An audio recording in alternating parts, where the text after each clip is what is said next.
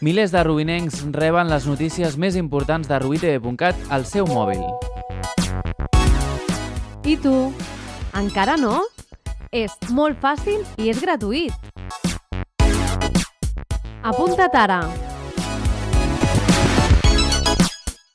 La concentració mensual de Rubí per la Pau, que realitza un dijous al mes davant de l'Ajuntament, ha comptat amb la presència de l'activista Arcadi Oliveres. A més, la concentració d'aquest mes ha coincidit amb la celebració del Dia Escolar per la Pau i la no violència. La base és educativa. Jo diria que els nois i les noies queden impactats per tres tipus de missatges que reben. Un, evidentment, el que rep a la família. Cada família és diferent i cada família donarà el missatge que li sembla més oportú.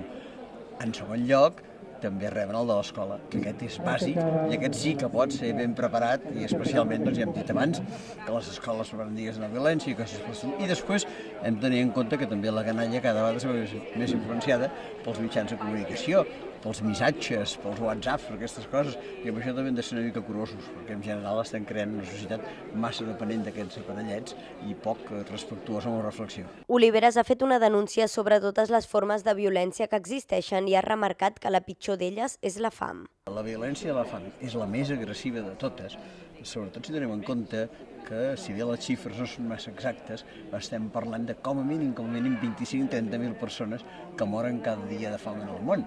És evident que ni la pitjor guerra, ni el pitjor huracà, ni el pitjor terratrèmol en maten 30.000, i la fam sí. Quan resulta que a més en el món hi ha aliments suficients, el que passa que estan mal distribuïts, i quan les Nacions Unides tenen programes preparats com per evitar la fam, però no hi volem destinar diners. Núria Rivera, membre de Rubí Solidari i de Rubí per la Pau, ha explicat que des de la plataforma continuaran exigint la desaparició de qualsevol forma de violència a les escoles i instituts.